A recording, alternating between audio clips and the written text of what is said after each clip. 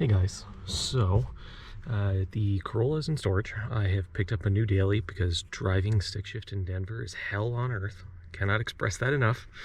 So one of the things today that I wanted to do was on the Model S that I picked up as a daily. This seat controller panel or slider piece is missing. Now apparently this is a fairly common issue on these, and in all honesty I couldn't really find a whole lot of information on how to pull this cover piece out and replace this motor. So I figured, why not? I'll do a video of it myself. So I raised this seat as high as it'll go, and from what I'm seeing, it appears that in order to pull this out, this Torx bit is going to hold this front of this panel on. So I've already preemptively pulled the tools I need. It is a T15 is the size that you're going to need. So let me pull this out and we will see if this is what allows me to pull this panel back far enough to pull the motor out. So we will see. Okay, figured it out. So once that bolt is out, this is going to give you a little bit of play, but not much. You're going to have to kind of apply some force outwards. Be careful. It is held on with these little plastic clips. So I think there's 5 of them. There's 1, 2, and then if you look on the back side here, you've got 2 up top and 2 in the bottom, so you end up with 6 in total. Just be careful. The little brackets that they mount to can snap kind of easily. So at this point, this should give you plenty of room to get access to the 3 Torx bolts that are holding the motor on. So I'm going to pull this out, figure out how to take this off without breaking it, hopefully, and I will touch back once this is replaced. All right, so with all 3 of those removed, motor is pulled out, held on with 1 power clip, which I will disconnect shortly. It's going to be 3 of these Torx bits that are holding it in. This is I believe a T20, but let me just confirm.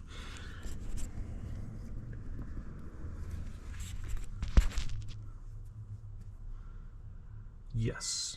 So for the bolts that are on the motor itself, it is this will focus, which of course it won't, a T20 Torx bits. Then I used a butter knife to gently pry the seat back controller, and very carefully, because I didn't feel like breaking this, so you still end up with this piece, which ironically looks like something out of Lego, which I think is hysterical. But now I will disconnect this, grab the new motor, reinstall, and hopefully everything will go back together as smoothly as it came apart. Okay, we're back. So, removed motor. As you can see, 2 of these were broken off, which is where the issue was, because that kept the seat from sliding forward and backwards. And new replacement piece. All of them are here. We've got everything. This was $50 from EV Parts Online. So fingers crossed everything works. I know from what I've seen online, and I haven't gotten any quotes myself, this piece replaced through Tesla I think it's like $130, unless you get a nice mobile tech who does it for free for the first time. So we will see. I'm going to try prying this off and replacing this one, so at least it keeps the nice kind of silver trim. I don't know, I'm hoping this is sort of like a video game controller, like a D-pad, where it'll just pop off, but we're going to find out when I pry at it with a butter knife, because if it breaks, this is getting thrown out anyway. So we will see what happens, and I'll be right back. So pulled it off.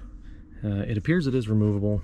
You end up with, it'll either come out without this little piece or with it. If it has it attached, there's 2 pins, or 2 holes that connect to 2 pins on the inside there, and then these are just, they've got some kind of gel on them, and they just press down, and this is what controls your lumbar support. So hopefully the replacement one will be removable like this. We're going to find out, and then otherwise this just tilts and pivots, so not too bad. All right, motor is reinstalled. Obviously, just for the sake of telling people, don't install the switches back in until after you've put it through the seat panel, or you risk snapping them when you have to take them off again. But I now have my seat mobility again, which is great because it's been non-operational other than the height adjustments and the lumbar support. So I'm going to button this back up, take a quick sort of look at it once it's back together, and then I'll be all done. All right, and we're done. So these kind of just pop back in and they clip on to the this one, as you remember, it had that Lego looking piece that clips into the motor, and the piece that comes out from the motor fits into the middle of this. All three of these brackets that come out from the motor just clip into 3 different sections on the back side of this. And so now I have all my seat controls back. So thanks for watching. Hopefully this will help someone out, since I couldn't find any information on it. And bye-bye.